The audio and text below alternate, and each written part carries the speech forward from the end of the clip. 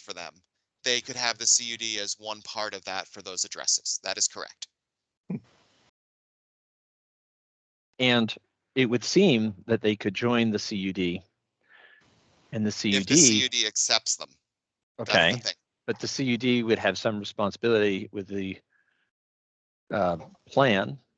And maybe that plan is covered by the incumbents in some areas, but not in others, and they just fill it in. That's another mechanism to get to the same state. The CUD is overarching, and they can say, Consolidated, you get this, Comcast, you get that, and you pick every other carrier, Burlington Telecom, and we're going to use new CUD dollars to do this corner and that corner because they're adjacent to the territory we're already in.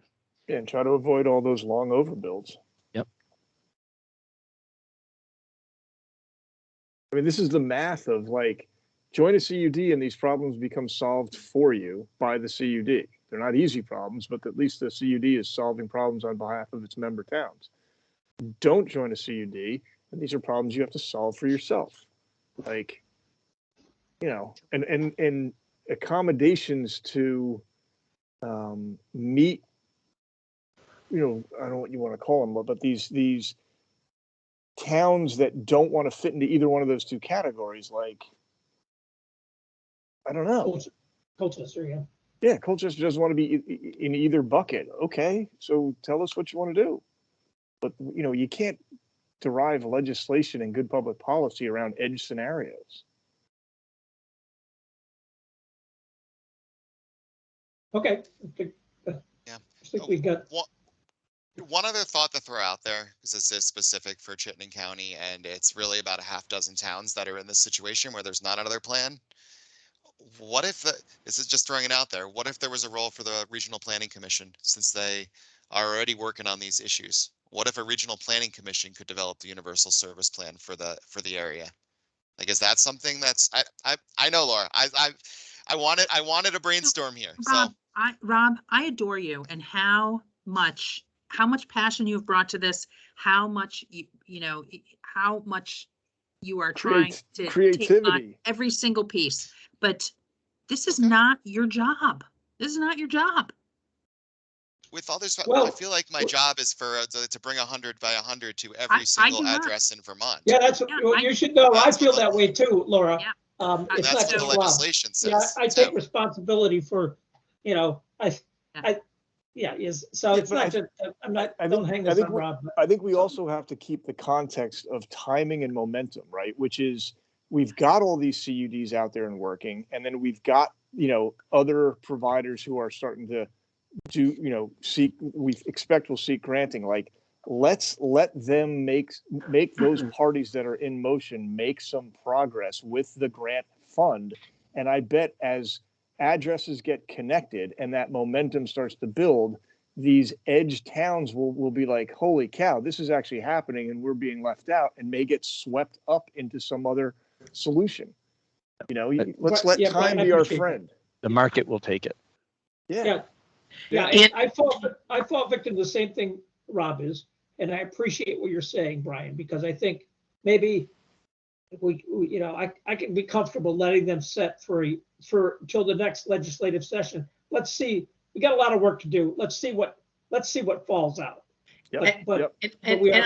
I implore you, Rob and Christine, to look at the faces of your board members right now. They are not happy campers. And you have just told us that you are working day and night and that you need extra staff. But if this is what you're working on, you're spending resources in ways that we don't approve of. So if the board wants to make a motion that we shouldn't have anything to do with Chittenden County towns, please go ahead and do that. That's fine. We have to respond. Let's all stop overreacting, right? Let's all stop overreacting, right? Let's move on. Let's leave it like this. We're not going to solve every edge scenario before any progress has been made, right? So I agree, Christine, the way you said it, like, let's let it sit for a period of time.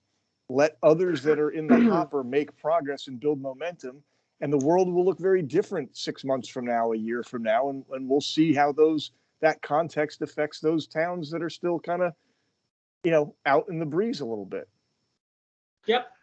Yeah, and Rob, I just want to stress to you, I am in one of those out in the breeze towns in Underhill, and I'm working with our select board. I'm on the select board of Underhill, for full disclosure, and we are trying to figure this out. But it's up to the town to make its way. I'm not asking for any legislative change because I think there is a pathway forward. So Perfect. I don't see the need for us to be doing Herculean cartwheels and flips and stuff for folks like me in Underhill. Thank you. Okay, if my whole goal here was to get the will of the board, and thank you. Got it. Okay. Just a comment. Yes, Dan. If I may, please. Rob, you said 100 by 100 to every household in the state. And I totally appreciate that. However, I don't think that's what Act 71 says. I think what Act 71 says is for those unserved and underserved areas, it will be built to that standard. The market will bring everywhere else up. Mm-hmm. I don't know if that eases your conscience as you look around the Chittenden County area. I hope it helps clarify, though, that those unserved areas will get a preference and the rest of the served areas will come up. That's the way I interpret it. No, I fully agree on that. Yeah. Okay, let's make our way back to the agenda. Before we come back to staff updates, we had moved item 3, equity and affordability, to just before staff updates. So we are now back to number 3. Christine, do you want to tee this up? Sure. So this is really, I'm going to break this into 2 parts. You know, if you read the detailed report, you know, I did a tremendous amount of work interviewing just about every agency and every lead I could find in terms of, you know, what's happening with equity and really equity in Vermont, equity and access. So in that report, there's a lot of detail around who I spoke to and what we spoke to.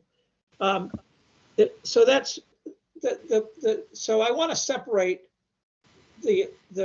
any recommendation for equal access for broadband and kind of set that aside for a moment, because that's a bridge. We cross that bridge after we cross the first bridge, and the first bridge is requesting that the governor assign the VCBB as the equity office. So the Broadband Equity Access and Deployment Act requires an equity office to access the other funds that are in the Equity Act. There's the $42.5 billion that goes for construction, but there's also another, I think it's $2.75 billion total for equity.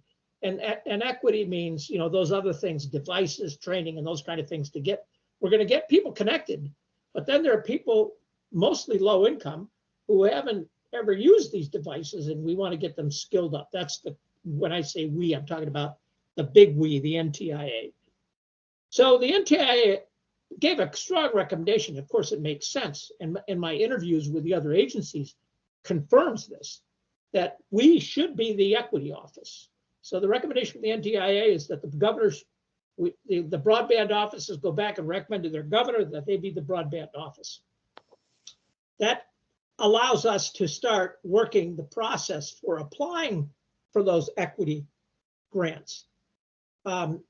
So that's really what I'm asking the board for support on, is a recommendation to the governor that we be the equity office for the state.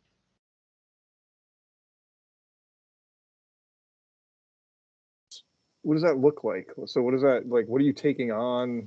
I mean, is it now people and budget and is there liability and? Well, so what we're taking on, some agency of the state needs to be the agency that applies for these competitive equity grants in order to carry out the equal access and equity part of the program. The state is being asked for the governor to assign an agency. I can't imagine assigning another agency and having us, you know, working kind of, you know, cross purposes. I will say that, you know, that that it makes sense for us, since we're building the infrastructure, to address all the issues related. It seems the expertise, I'll speak to the expertise of this board, is probably the most qualified board in the state to be carrying out the goals of the broad equity, the equity and access and affordability component of the BEDA program. So from an intellectual standpoint, this is the most sensible place. Now, do we as staff want to take on the work? Not necessarily. So, I'd but much actually, rather, before you go there, Christine, I think I want to stop you with that last statement you made, because I'm not sure I agree with it. So there's a chicken or the fox in the hen house thing here a little bit. Like, we're charged with, and you're charged with, facilitating market activity to construct these networks and finish out connectivity to everyone, right? Which is the primary goal. Should we also have the diversity and equity lens on this solely, or would it be healthy separation of powers to have someone else judging the construction and programs being put together from an equity and diversity perspective that is not inside the facilitation of the market activity? You know what I mean? yeah. So I'd like to hear other people's thoughts before we move on, and not just accept that this is the most qualified place for this to sit. Holly has her hand up. I don't actually want to talk to you about this because I'm up to my elbows in it, right? And so for full disclosure, I'm the chair of the board of a group called Equal Access to Broadband. That group has been successful in connecting households that qualify as low income to receive federal subsidies. And what we have found in our year's worth of research is that, and this is backed up by research at the Pew Charitable Trust, is that just because broadband runs past your door, and just because you're a low-income family that's heard of broadband before, is not incentive for you to connect. You need a reason, and you need support to get connected.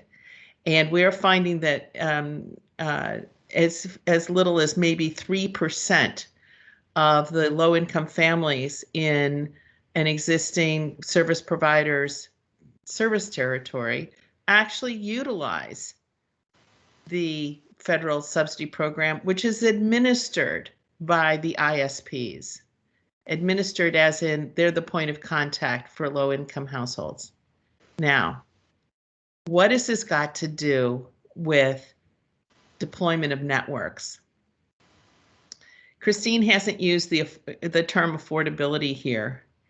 And it seems to me that if we are going to take a huge segment of our town populations, like I think it's 10 to 12%, in some places going up to 16%, and we're probably not going to serve them, it takes them off the take rate for the business plan of the individual CUD.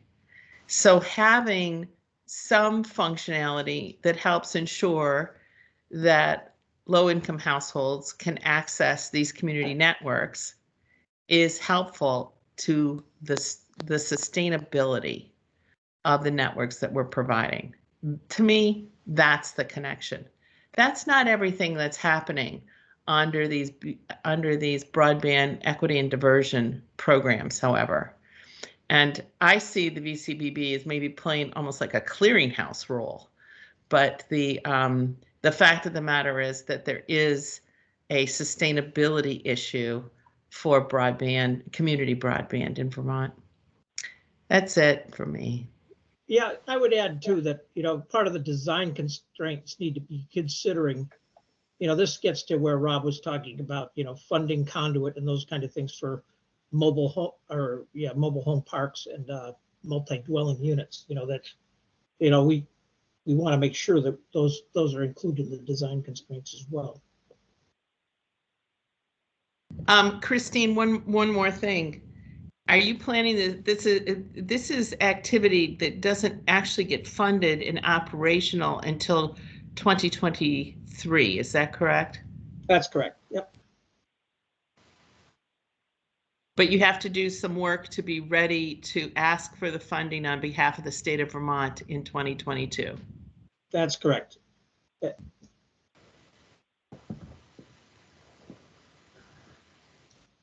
I appreciate the invite. I'm not sure it's best served here. This feels like hand-to-hand combat. And what I mean by that is there's a lot of work that's at a very personal level, and I don't think that this staff is going to be able to take that on when we have the bigger issues of getting the cable to the neighborhood. And the focus should stay on getting the cable to the neighborhood. And hopefully one of these many other, as the packet says, one of these other organizations can work on the ground level. I think the expectation is that we would be contracting this out. I think the real problem is there's no recipient at the state level. And from what I understand, I haven't heard of any social services agency willing to take this on, at least not to this point, but things change. So the question is, even if those agencies that Christine has talked to are willing to contribute to the overarching effort of digital equity, to whom would they address their grant application? That's really the issue. Laura? Yeah, Christine, has there been any conflict, or is there likely to be any conflict if we ask the governor to be designated? I don't anticipate anybody else who really running to take this on. So I don't think of any conflict with any of the agencies, but it's either what, and again, it's like my proposal was that we recommend to the governor, we could just let it lie and the governor can choose, whatever agency he wants to choose, and it might be us, but. Yeah, I think we should make a recommendation, a thoughtful recommendation. Mm-hmm. But I think we should just explore that it should be the VCBB, and not just assume, of course, that's the right spot. Alyssa and Stan both looked like they wanted to jump in, and I know Alyssa's been studying the beta stuff. It sounds to me like what Christine is saying is that she's making a thoughtful recommendation because she's surveyed multiple players. But Christine, I don't want to put words in your mouth. I don't know what your goal here. Oh no, it's in the report, and I'd be glad to go explicitly ask these other agencies if they want to take this on. What would be the most logical agency? I'm not sure, but when you think about it, it's tough for me to figure out what agency would be best suited to do this. Because the problem, by the way, in the survey, and I suggest you read the report. We don't need an answer today. Please read my report thoroughly. One of the things that I came across was there's a lack of a comprehensive understanding. For example, the Champlain Housing Trust folks in Evernorth talked about this issue. They run cable into these multi-dwelling units, and they assume that, oh, good, we put wireless up. But there's a whole design issue that people don't address. One is, first of all, that cable is limited in capacity. So if you have many units where the kids are all coming home from school, all of a sudden their data gets throttled, and they can't do their work, or they have wireless that doesn't have a good location. They really need to have fiber into these buildings in order to give the capacity that's needed for some of the larger multi-dwelling units. And so there's a whole technical interface that goes with this. So that you can't necessarily divorce the technical from the equity. Let's hear from Stan and Alyssa, and I am inclined to let's think about this for now and kind of let what we've heard, digest what we've heard, and then come back at the next meeting and take action on it. But before we do that, Stan? Yeah, I just wanted to point out that that Act 71 does give the VCBB, it lists, the things that the VCBB is tasked with. And one of them is the board shall have the powers, all the powers necessary and convenient to carry out and effectuate the purposes and provisions of this chapter, including the power to develop policies or recommend to the General Assembly programs that promote access to affordable broadband service plans. So we can, are tasked with either developing the policies or recommending programs. Thank you. Alyssa, did you have some feedback? Yeah, I was just going to add that I think, going back to the fact, like, the staff had a staff retreat to think about this and plan for the future so that we weren't just being reactionary and we could really start thinking about what the upcoming needs are going to be related to additional funding above and beyond what we're currently working with. So instead of just dealing with right now, what are we needing to put in place and think about for the next year in terms of federal funding, state funding? And so we are going to need to know how to address this in our 5-year plan. That is going to be a requirement in relationship to the BEAD funding. So even if we don't take it, we're still going to have to be involved with the planning of it being addressed. Agreed. Okay, it is 3:30. We still have a few more items. Could I Holly, make one I'll be more right comment? there. Yeah, 1 second, Holly. Yep.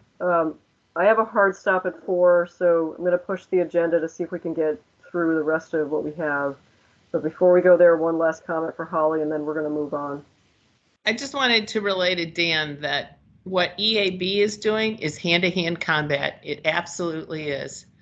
But I don't think that's what the VCBB is signing up to do. I think they're signing up to be a clearinghouse for funding to address the digital equity issue. Fair enough. Thanks. Okay, good. We'll address. Thank you. That's okay. So let's add that to the next agenda, Christine. Yep, got it. Okay. Let's move on to staff updates. I haven't got anything. Rob, Alyssa, Stan? Well, Stan, do you want to update on the legislative of where the changes to Act 71 are ending up? Oh, we are working with the Ledge Council, and I believe that's in, H738. And that's expected to go over to Senate Finance soon, and that's where it will be addressed. And Stan, the changes are dealing with? This was just the minor change about receivership, about FSCUD, yeah. Thank you. We also do have, as once again, Stan, we've awarded, but we're still in the contracting process for the outside legal support for the regulatory support. Yeah, that would provide regulatory support to CUDs. So hopefully that will be up and running soon. For the grant programs, we're expecting applications in the next really 24 hours from one private provider and another CUD. We've also provided a lot of additional guidance, going back and forth to some extent with the CUDs to make sure we're getting the product that we need and deserve, and where we need to be at. I think those are our major updates. I don't know if Alyssa or Stan have anything else. Okay. Okay. If there's nothing else there, then we'll move along to Will for a VCUDA update. Hello, I don't think I can turn my camera on. If I get permission to that, I will do so, but I'll just start with voice only. Rob, are you going to turn me on, or I'll proceed? I'm gonna try. I'm not sure why you can't turn it on, so I'm trying to find that out. But I'm gonna make you a presenter, so you should be able to do everything. I'm not sure why it's not giving me the option. Let's see if you could turn it on now. I can't, but Rob, maybe I should just go ahead because just go as we have time. 3:30. So perfect. Thank you for giving me the opportunity to try my best to represent our diverse CUD voices at the VCBB meeting. Once again, I'll just try to go backwards through some of the issues that have been discussed. But I'll preface this by saying that CUDs are really busy working on business plans and detailed design and the construction grant. So that's really the story of what we've been doing out in the CUD world for the past couple of weeks. And as Rob just mentioned, we're expecting to get some of those deliverables in quite soon. So looking forward to seeing how the review process for those business plans and grants will look like. So starting with the equal access to broadband / state broadband equity office issue. One thing that Dan said that really goes for the CUDs as well is that we're very focused on availability and building our networks out. In fact, based on the staff that we have and the expertise of our boards and strategy of our districts, that's really all we're focused on, because we believe that the faster and the cheaper we can build our networks, the more affordable they will be. That being said, there is a widespread belief amongst the CUDs that the support of an organization like Equal Access to Broadband or Equal Access to Broadband itself would be extremely beneficial in terms of real affordability results when our networks are deployed. We would be very interested in seeing the capacity of Equal Access to Broadband or a similar organization be expanded as our networks are growing. We would like our networks to be affordable when they're available to customers, and that means being proactive about getting them access to the subsidies that they're eligible for. So I think that it seems like the VCBB is yet to fully embrace any distinct push to promote itself as an affordability office, but the CUDs will definitely continue to try to recommend that it does so, to promote other avenues to get a state equity affordability office in place, and also to promote the capacity of equal access to broadband. Generally, what I've heard from the CUDs is that they really like what equal access to broadband has done for EC Fiber, and generally speaking, would like that model to be replicated across the state. So again, affordability is something that we would like to delegate responsibility for and see the capacity for that work to be expanded dramatically across the state. And I expect we'll have future recommendations on this going forward. I'd like to extend a big thank you to the board for establishing a new pathway for purchasing materials.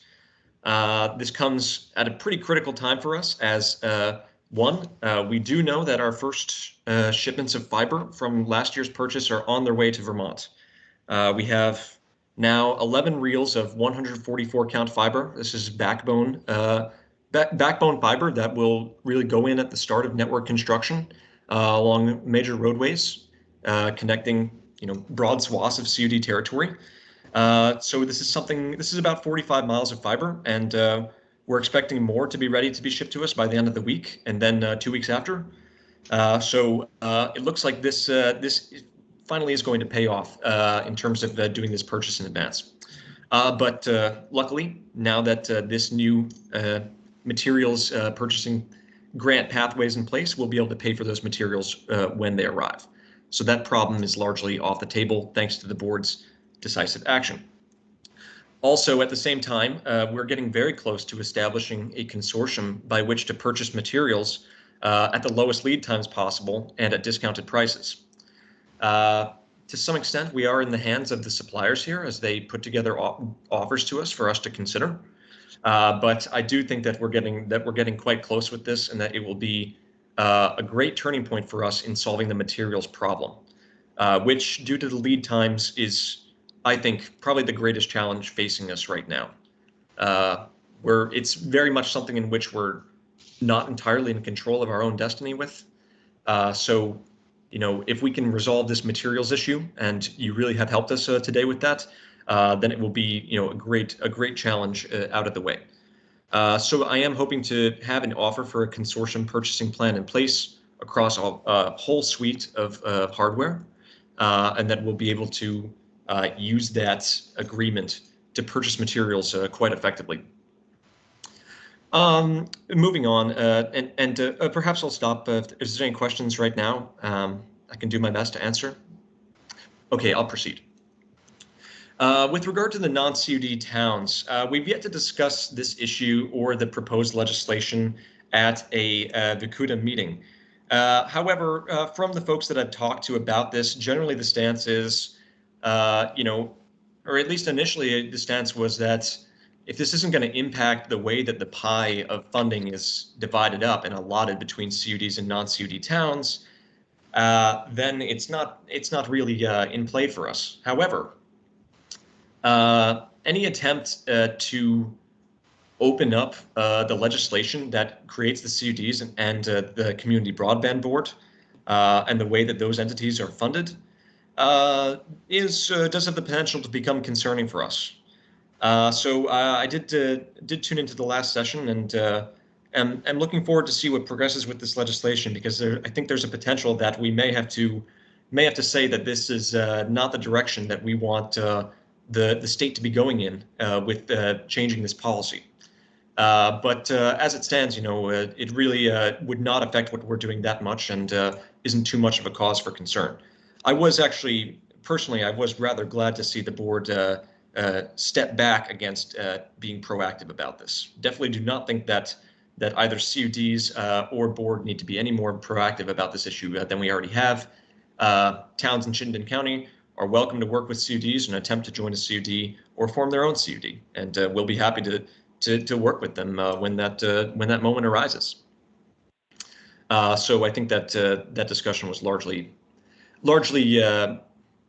in tune with where the CUDs would stand on this. Although I do look forward to hearing some more perspectives from CUD stakeholders about it, and I'm sure that there will be some comments regarding that, perhaps some diverse perspectives. Lastly, to touch on the budget issues and the discretionary grants a little bit.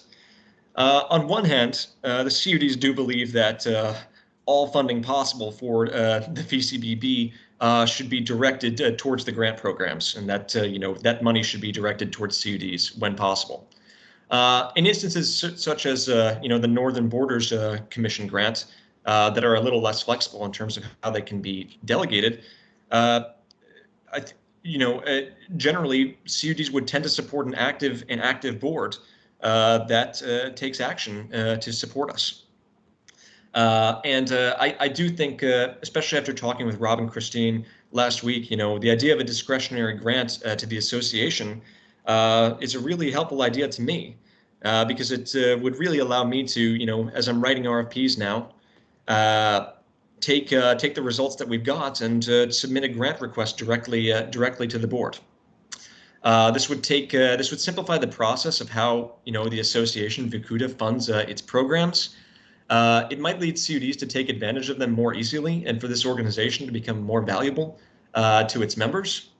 All around, I think that that process would be a very effective one for VCUDA and VCBB to work together, and in the end, provide more services to the CUDs and allow them to function better for their residences. So I strongly encourage the board to keep that in mind, and I will look to make recommendations about this and potentially bring discretionary grant requests to the board in the very near future. I did like the direction with that conversation went, and hope that the board, the VCBB, will consider taking more decisive action on that very soon. So that basically concluded my comments, and I'd be happy just to take questions and then yield whatever time is remaining. Okay, thank you, Will. Thank you very much. Are there any questions of Will?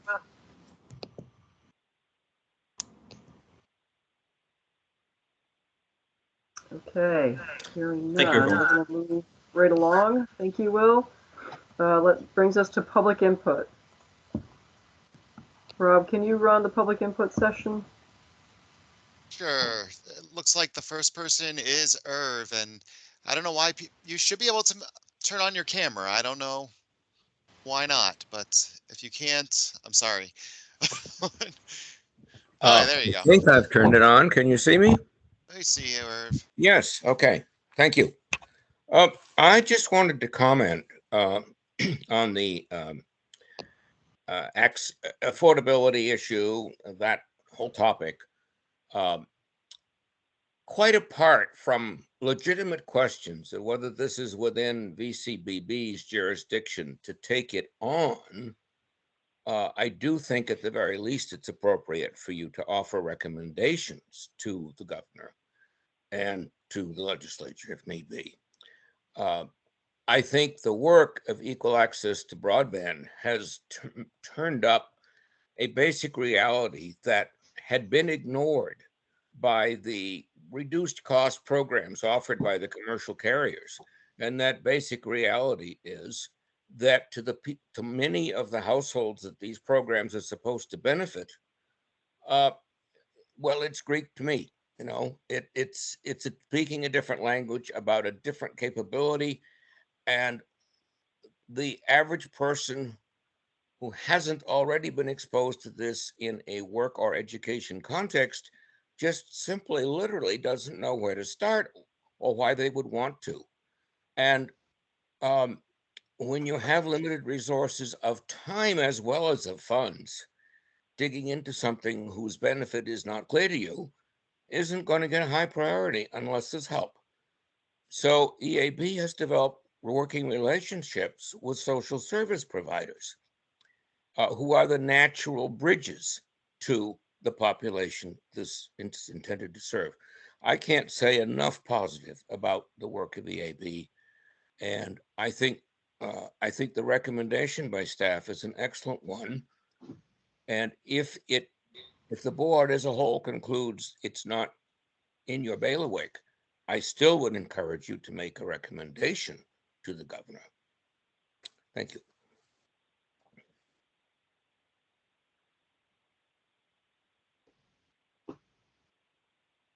Okay, I don't see any other hands that are up at the moment right now. Any other? Okay, there's a hand. Krista, you're up. I would echo what Irv said and just say that I do think that the VCBB is the appropriate agency. I think it's actually critical to the work that we're doing, that we be able to go through that way. And I do think that being a clearinghouse and being able to review the potential solutions that are out there, such as EAB or other solutions that might be proposed, is the proper is the best way for the board to work. It's going to be something that's critical to the CUDs. Thank you, and thank you for passing the pre-construction piece. It's a really critical item.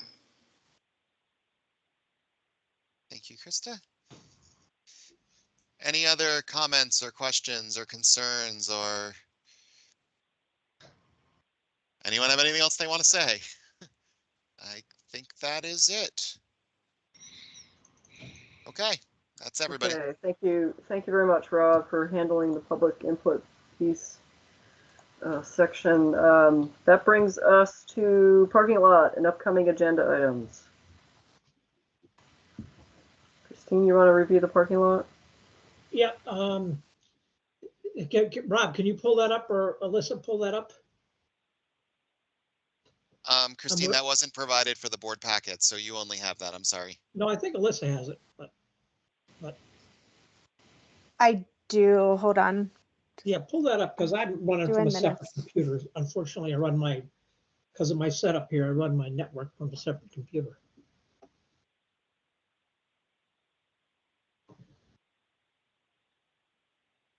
But I'll get started while she pulls that up. We have four open items at this point. There you go. Pull that right up to the top. Okay. Can you zoom in a little bit, please? So anyway, So, this whole commitment letter, we closed that with I consider that closed because now we've taken care of the whole pre-purchasing policy in a separate way. DCUD is not interested in statewide marketing participation. Material default, we're waiting to get feedback from the AG's office. Stan's committed to have that by the April 11th board meeting. The dashboard, that's a big project. We're still working on that, so we'll keep that open. But I see the top two are closed, and the middle one will be closed April 11th, and the bottom one will be, we're gonna work on going. That's continue to work on that. Okay, thank you. We came up with one from today's meeting that Stan went to you, and I'm brain dead enough now that I don't remember what that was. It's whether we, the board, have the ability to hire staff without having to go to the legislature. That's it. Oh, yeah, and there was one other, the policy on a signature authority with under 100,000 and hundreds. Oh yeah, policy signature. That's signature authority. Yep. Yep, that's clearly mine. So I'll working with Stan. But yeah. Okay. You got rid of two, Christine, so we found two more to just plug in. Well, that's not bad. No problem. And on the one item that in terms of whether the VCBB can decide to create a staff person, that might be something for Ledge Council, and we know Ledge Council cannot provide us directly with advice or stand directly for advice. I don't know if that's something that you could pose, Laura. Well, I quickly read Act 71 and I see that it says the executive director may retain or employ technical experts. I've already answered this in my head. But yeah, just say employ. To me, it clearly says we can through our executive director. I think asking Ledge Council just puts Ledge Council in an awkward position. That was the intent. Exactly. The intent was for the executive director to be able to hire the staff needed to do the job. Yep. But if it's within the classified system, are we still subject to that other process? I hope not, but I'm just. Well, we'll confirm. We'll find out. We got the action item. It's on the parking lot. And then agenda item for next time we meet is to discuss the budget, EAB. The budget, but also the affordability piece and whether we're the equity. Yep. We're the designated entity for the affordability.